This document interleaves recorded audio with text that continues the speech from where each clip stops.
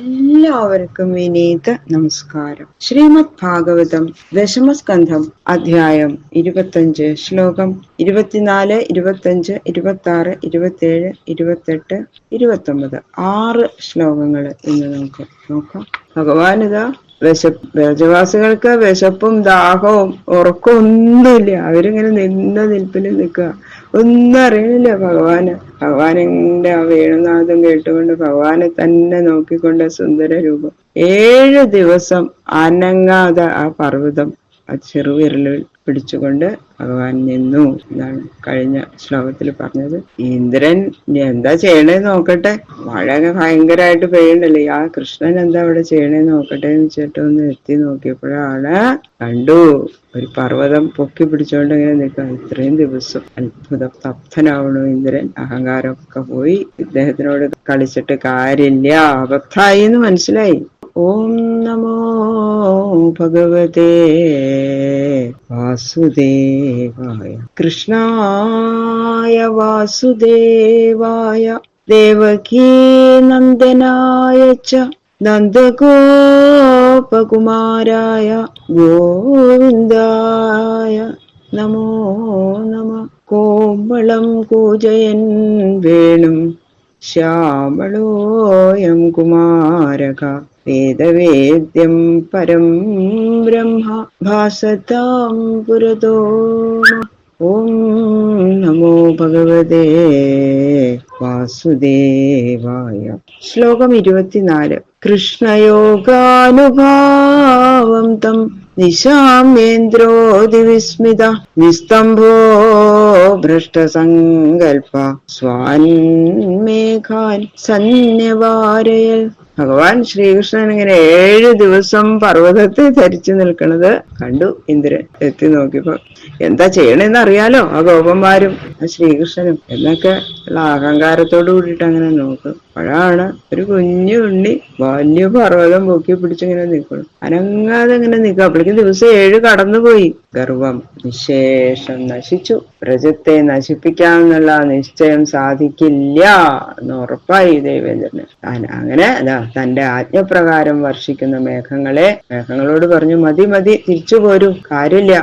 ഖം വ്യപ്രമുദിതാദിത്യം വാതവർഷം ച ദാരുണം നിശാമ്യോപരതം ഗോപാൻ ഗോവർദ്ധനധരോ ബ്രവീത്. അപ്പോ ഇന്ദ്രന്റെ കൽപ്പന പ്രകാരം മേഘങ്ങളെ വർഷം നിർത്തി. ഘോരമായിട്ടുള്ള കാറ്റും മഴയൊക്കെ അങ്ങോട്ട് ശമിച്ചു. ആകാശത്ത് മേഘങ്ങളൊക്കെ നീങ്ങി അങ്ങനെ ശുഭ്രമായ ആകാശമായി മാറി. സൂര്യൻ പ്രകാശിച്ചു. അത് കണ്ടപ്പോ ഗോവർദ്ധനധരനായിട്ടുള്ള ഭഗവാൻ ശ്രീകൃഷ്ണൻ ഗോപന്മാരോട് പറയണം, നിർയാദത്യജതപ്ത്രാസം ഗോപാ സസ്ത്രീധനാർഭകാഃ ഉപാരതം വാതവർഷം യുദ്ധപ്രായാശ്ച നിമ്നകാഃ. ഹേ ഗോപന്മാരെ, നിങ്ങളുടെ കുട്ടികളെയും പത്നിമാരെയും ധനാദി സാധനങ്ങളെല്ലാം എടുത്തുകൊണ്ട് പുറത്തേക്ക് വന്നോളൂ, പേടിക്കണ്ട. കാറ്റും മഴയൊക്കെ ശമിച്ചുട്ടോ. വ്രജത്തിലേക്ക് പോയിട്ട് കാര്യമില്ല, അവിടെയൊക്കെ വെള്ളം മുങ്ങിപ്പോയിരിക്കല്ലേ എന്നൊന്നും നിങ്ങൾ വിചാരിക്കണ്ട. നദികളിൽ കൂടി ഇപ്പോ വളരെ കുറച്ച് വെള്ളം ഒഴുകുന്നുള്ളൂ. ഭഗവാൻ എന്താ ആ വെള്ളമൊക്കെ വറ്റിച്ച് അവിടെ കൂടുതൽ സുന്ദരമാക്കിയിട്ടുണ്ട് വ്രജവും ഒക്കെ അവരോട് പറഞ്ഞത്. 7 ദിവസം ഒരുപോലെ ഇടവിടാതെ മഴ പെയ്ത വെള്ളം എല്ലാം ഭഗവാന്റെ മാഹാത്മ്യം നിമിത്തം ഒക്കെ പറ്റിപ്പോയി. ഗോപന്മാരെ രക്ഷിക്കാൻ ഗോവർദ്ധനോദ്ധാരണം കൂടാതെ തന്നെ കഴിക്കാത്തത് എന്തുകൊണ്ടാ? അപ്പൊ ഗോവർദ്ധനം ഉദ്ധരിക്കുന്നതിന് മുമ്പ് തന്നെ ഭഗവാൻ അതൊക്കെ ചെയ്തുകൂടായിരുന്നു. അപ്പോ അത് ഇവർക്ക് കാണിച്ചു കൊടുക്കാൻ വേണ്ടിയിട്ടാ. യാഗം ചെയ്തത് എന്താ? ഗോവർദ്ധനത്തെ ഉദ്ദേശിച്ചല്ലേ, ഗോവർദ്ധനത്തിന് ആണല്ലോ യാഗം ചെയ്തത്. അപ്പൊ ഗോവർദ്ധനം തന്നെ രക്ഷിക്കുന്നവരോട് പറഞ്ഞിട്ടുണ്ടായിരുന്നു ഭഗവാൻ, ആ പർവ്വതം തന്നെ നമ്മളെ രക്ഷിച്ചു എന്ന് ഗോപന്മാർക്ക് ബോധ്യം വരുത്തി കൊടുക്കണം. അതിനു വേണ്ടിയിട്ടാണ്. അപ്പൊ ഇനി മേലിലും അവര് ഗോവർദ്ധന പൂജ ചെയ്യൂലോ, ഗോവർദ്ധനത്തിന് തന്നെ ഇനി അവര് ചെയ്യുള്ളൂ, അത് ഉറപ്പാണ്. അതിനു വേണ്ടിയിട്ടാണ് ഗോവർദ്ധനം പുണ്യപർവ്വതം ആവണമെന്ന് അവർക്കൊക്കെ മനസ്സിലാക്കി കൊടുക്കണം. അത് ഗോപന്മാർക്ക് മനസ്സിലാവുകയും ചെയ്തു. തതസ്തേ നിർജയുർഗോപാഃ സ്വം സ്വമാദായ ഗോധനം ശകടോഢോപകരണം സ്ത്രീ ബാലസ്ഥവിരാശനം. ഭഗവാന്റെ കൽപ്പന കേട്ട ഉടനെ ഗോപന്മാര്, സ്ത്രീകളും കുട്ടികളും വൃദ്ധന്മാരും എല്ലാം ആ പശുക്കളെയും ഒക്കെ കൂട്ടി എല്ലാ സാധനങ്ങളും എടുത്ത് വണ്ടിയിലെടുത്തു വെച്ചു. മെല്ലെ മെല്ലെ പുറത്തേക്ക് വന്നു. ഭഗവാനപിതം ശൈലം സ്വസ്ഥാനേ പൂർവവൽ പ്രഭു പശ്യതാം സർവഭൂതാനാം സ്ഥാപയാമാസ ലീലയാ. എല്ലാം ചെയ്യാൻ സമർത്ഥനായിരിക്കുന്ന ആ ഭഗവാൻ ശ്രീകൃഷ്ണൻ സകല ഭൂതജാലങ്ങളും നോക്കിക്കൊണ്ട് നിൽക്കെ ആ ഗോവർദ്ധന പർവ്വതത്തെ ഒട്ടും പ്രയാസം കൂടാതെ ആ സ്ഥാനത്ത് തന്നെ സ്ഥാപിക്കുകയും ചെയ്തു. ഒരു കൂണെടുത്ത് പൊക്കി പിടിച്ചു നിൽക്കണ പോലെയായിരുന്നു ഭഗവാന്. അതുപോലെ തന്നെ അവിടെ വെച്ചു ഗോവർദ്ധനത്തെ. സാധാരണ മനുഷ്യർക്ക് സാധിക്കാത്ത മഹാകാര്യങ്ങൾ നടത്തി സജ്ജനങ്ങൾക്ക് തന്നിൽ ഭക്തി ഉറപ്പിക്കുകയും ദുരഹങ്കാരമുള്ളവർക്ക് ഭയം ജനിപ്പിക്കുകയും ചെയ്യുക എന്നുള്ളത് അവതാര പ്രയോജനങ്ങളിൽ മുഖ്യമായ ഒന്നാണ്. അതാണ് ഭഗവാൻ അവർക്ക് കാണിച്ചു കൊടുക്കുക.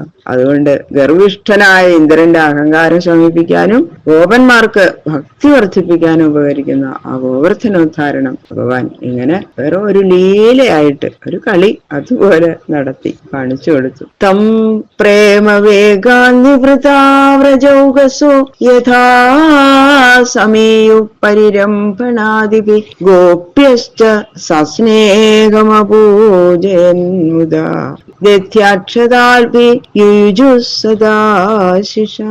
ഇങ്ങനെ തങ്ങളെ രക്ഷിച്ച ആ ഭഗവാനെ ഗോപന്മാരും ഗോപികളും എല്ലാവരും കൂടി ഭഗവാന്റെ ചുറ്റും അങ്ങോട്ട് കൂടി അവരവരുടെ വയസ്സിനും സ്ഥിതിക്കും തക്കവണ്ണം ആലിംഗനാദികൾ കൊണ്ട് ഏറ്റവും സ്നേഹത്തോടെ പൂജിച്ചു. എല്ലാവരും വന്ന് കണ്ണനെ അങ്ങ് കെട്ടിപ്പിടിച്ചിങ്ങനെ ചുംബിക്കാൻ തുടങ്ങി. ചിലര് പൂജിക്കാൻ തുടങ്ങി ഭഗവാനായിട്ട്, ചിലര് ആ സ്നേഹം കൊണ്ട് വീർപ്പ് മുട്ടിക്കണു കണ്ണനെ. തൈര്, അക്ഷതം, ജലം ഇതൊക്കെ ശിരസിലിട്ട് പരമശ്രേയസ്കരങ്ങളായ ആശീർവാദങ്ങളും ചെയ്തു. ഉണ്ണി ആയുരാരോഗ്യ സൗഖ്യങ്ങളും എല്ലാം ജീവിതത്തിൽ മുഴുവൻ ഭാഗ്യം ഉണ്ടാവട്ടെ, ആയുസ്സുണ്ടാവട്ടെ, ആരോഗ്യം ഉണ്ടാവട്ടെ ഇങ്ങനെ പറഞ്ഞ അക്ഷരം തലയിലിട്ട് അനുഗ്രഹിക്കന്നെ. അവരുടെ സന്തോഷ അശ്രുക്കൾ ഭഗവാന്റെ ശിരസിൽ എങ്ങനെ വീണുകൊണ്ടിരിക്കുന്നു. അച്ഛനും അമ്മയോ കൃഷ്ണന് വയ്യാണ്ടായില്ലേ? എത്ര നേരം എത്ര ദിവസമായി പർവ്വതം പൊക്കിക്കൊണ്ട് പിടിച്ചോണ്ട് നിൽക്കണു. വിശക്കണില്ലേ ഉണ്ണിക്ക്? ക്ഷീണുണ്ടോ? ഇങ്ങനെയൊക്കെ അച്ഛനമ്മമാര് പാവങ്ങള് ചോദിക്കാൻ തുടങ്ങി. കൃഷ്ണന്റെ കൂട്ടുകാരോ, കൃഷ്ണ നല്ല പണിയാ ചെയ്തത്, ഇങ്ങനെ ജനങ്ങളെ മോഹിപ്പിക്കാമോ? എന്താ ഒരു സൂത്രം എന്നൊക്കെ പറഞ്ഞു പരിഹാസം ആയിട്ട് ഭഗവാന്റെ മഹാത്മ്യത്തെ ഞങ്ങള് മനസ്സിലാക്കി എന്നുള്ള അവര് തുറന്നു തന്നെ പറയാണ്. കാല് തലോടുക, ഇടത്തെ കൈ തലോടുക. കുട്ടികൾ എന്ത് ചെയ്തു? അവർക്ക് അറിയില്ലല്ലോ. അയ്യോ എത്ര നേരായ ദിവസമായി ഇത് പൊക്കി പിടിക്കണം, നമുക്ക് തലോടി കൊടുക്കാം. കണ്ണന്റെ കൈ ഇങ്ങനെ അവര് തലോടാൻ തുടങ്ങി. ചിലര് അപ്പളിക്കുന്നത് കാല് തലോടാൻ തുടങ്ങി. ഇടത്തെ കൈ കൊണ്ടല്ലേ പൊക്കി പിടിച്ചു, അപ്പൊ ഇടത്തെ കൈ തലോടാൻ തുടങ്ങി. ചെറിയ കുട്ടികള് അവരുടെ സ്നേഹം കണ്ണന്. വൃദ്ധന്മാരെന്ത് ചെയ്തു? തൈര് കൊണ്ട് പൊട്ടു തൊടിയിച്ചു കണ്ണനെ. എന്നിട്ട് അതിന്റെ മീതെ അക്ഷതം ധരിച്ച് ജലം കൊണ്ട് ഉഴിഞ്ഞ് കണ്ണ് കിട്ടാതിരിക്കാനും എല്ലാ ക്ഷീണമൊക്കെ മാറാനും അങ്ങനെ വൃദ്ധന്മാര് അത് അവരുടെ ഒരു പരിപാടിയാണ്. അങ്ങനെയൊക്കെ ചെയ്തു കണ്ണന്. വേദജ്ഞരായ ബ്രാഹ്മണരോ അവര് വേദമന്ത്രങ്ങൾ ഓതിക്കൊണ്ട് ആയുർ സൂക്തവും ഭാഗ്യസൂക്തവും ഒക്കെ ചൊല്ലി ഭഗവാന്റെ തലയിൽ തൊട്ട് ആശീർവദിച്ചു. ഇങ്ങനെ എല്ലാവരും അവരവരുടെ സ്നേഹ ഭക്തി ബഹുമാനാദികൾ പ്രദർശിപ്പിച്ചു. കണ്ണൻ ഇതെല്ലാം കണ്ടിങ്ങനെ സുന്ദരമായ മന്ദഹാസം ചെയ്തുകൊണ്ട് എല്ലാവരോടും ആ വേണ്ട വിധത്തിൽ തന്നെ പെരുമാറി. ബാക്കിയുള്ള ശ്ലോകങ്ങളെ നാളെ നോക്കാം. സർവത്ര ഗോവിന്ദനാമ സങ്കീർത്തനം. ഗോവിന്ദ ഗോവിന്ദ.